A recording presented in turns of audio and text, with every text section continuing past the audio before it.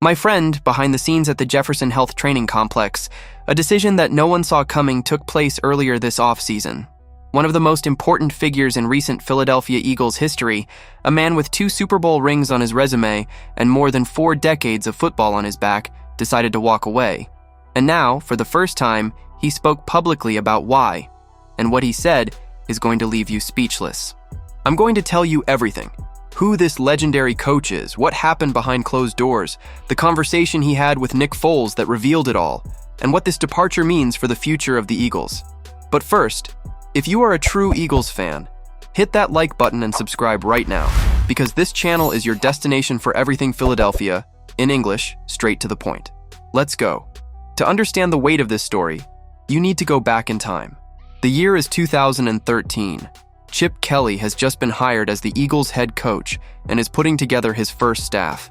In that same draft, the Eagles select a tackle with the 4th overall pick, a guy who will go on to become one of the greatest at his position in NFL history. And alongside that new era, an offensive line coach arrives quietly in Philadelphia. No spotlight, no headlines, but with a body of work that will speak for itself for more than a decade. 13 years, 2 Super Bowls, an offensive line that at multiple points was considered the best in the NFL, a reputation built block by block, game by game, season by season. That man is Jeff Stoutland, my friend, and he left the Eagles earlier this offseason after spending years as one of the most respected assistant coaches in the entire league. Stoutland appeared on the podcast, the SZN Podcast, hosted by former quarterback Nick Foles, and the episode dropped last Friday. And it was there, in a conversation that lasted nearly an hour, that he finally explained what happened. The answer was at once simple and deeply profound. I've been doing this for a very long time, 30 years in college, 13 years in the NFL, and along the way, players would always come to me and ask whether they should stop, whether they should walk away from football. I always gave them the same answer: I can't tell you what you should do. But I always said this: I think there comes a point in your life where you just kind of know. You just know. Stoutland paused, and then he added, I think I reached that point. Man, heavy, because we are not talking about a firing. We are not talking about a coach who was shown the door. We are talking about a 64-year-old man who, faced with an internal reorganization, recognized the very same signal he had described to hundreds of athletes over more than 4 decades in this business, and had the courage to act on everything he had always believed. But the story does not end there, because what happened behind the scenes is even more telling. Head coach Nick Sirianni made sweeping changes to the offensive coaching staff this offseason. He brought in 33-year-old Sean Mannion as the new offensive coordinator. And alongside Mannion, the plan was for Ryan Mahaffey, one of Mannion's lieutenants, to take over run game coordinator duties, responsibilities that had belonged to Stoutland. In other words, Sirianni wanted Stoutland back. That was reported and confirmed, but in a reduced role, with part of his responsibilities being handed over to a younger name, brought in from Mannion's circle. The question is, would a man who spent 13 years as a central pillar of the Eagles' football operation with 2 championship rings on the shelf accept a secondary role? Would he give up the influence he had built over more than a decade? Stoutland answered without hesitation. I was in a position where a lot of things changed. Things were happening. Things had taken place. And I thought, wait a second. This is exactly what I used to talk to players about all the time. I just felt like it was that time. And so, without drama, without leaks to the press, without any public conflict, Jeff Stoutland walked out the front door. With dignity, with clarity, and with the same wisdom that had always defined his career between the lines. With Stoutland's departure, the Eagles hired Chris Kuper as the new offensive line coach. Ryan Mahaffey took on the role of tight ends coach and run game coordinator. A complete overhaul at the heart of the Eagles' offense. And then comes another layer to this story: Lane Johnson. Stoutland and Johnson arrived at the Eagles together in 2013. The same year, the same era, the same mission, and over 13 seasons, they built a partnership that goes far beyond the football field. Stoutland revealed on the podcast that he always imagined the 2 of them would leave together. Lane and I came in together in 13. I always felt like we'd end up leaving together as well.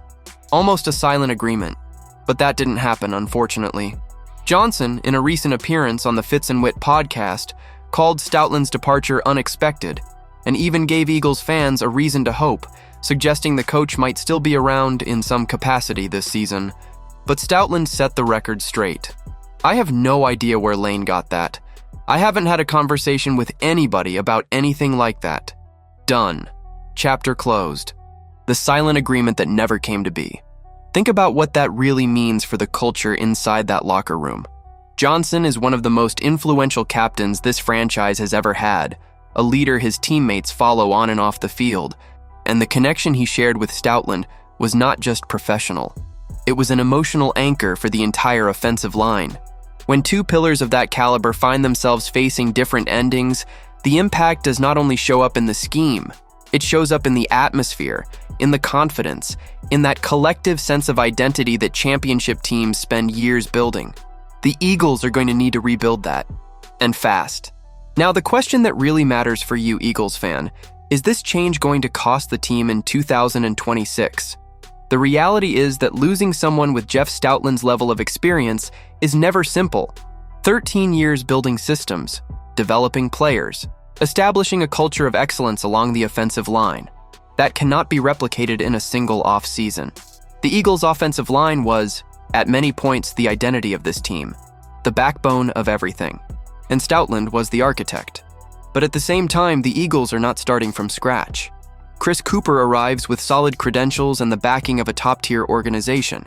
And Lane Johnson, should he return for another season, remains one of the best tackles in the NFL, a veteran who knows this system inside and out. The foundation is there. What changes is the technical leadership, but the question goes beyond the field. Because what Stoutland represented to the players on that offensive line was not just scheme and fundamentals. It was trust. It was the certainty that someone with decades of experience was guiding every step, every adjustment, every in-game decision. And that, my friend, is something you cannot find in any free agency contract.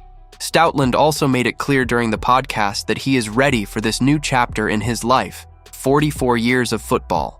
4.5 decades of giving up family weekends, of missing September afternoons on the golf course, of never having time for a simple walk through the neighborhood with his wife Allison.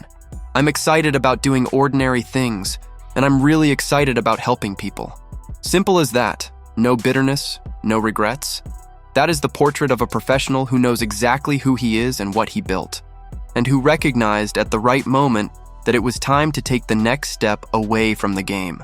Jeff Stoutland served under 5 different head coaches with the Eagles: Chip Kelly, Pat Shurmur as interim, Doug Peterson, and Nick Sirianni.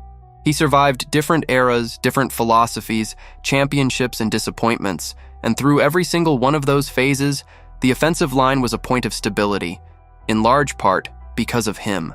Now a new cycle begins. For him, for the Eagles, and depending on what Lane Johnson decides to do, possibly for a historic duo that never quite got to close their chapter the way they had imagined. So I ask you, my friend, do you believe Chris Kuper has what it takes to maintain the standard of excellence that Jeff Stoutland built along this offensive line over 13 years? Or is this transition going to be a real vulnerability for the Eagles in the 2026 season? Drop your opinion in the comments below. I want to know what you think. And if you want to keep up with everything Eagles, subscribe to the channel right now and hit that notification bell. We are not stopping. Fly, Eagles, fly.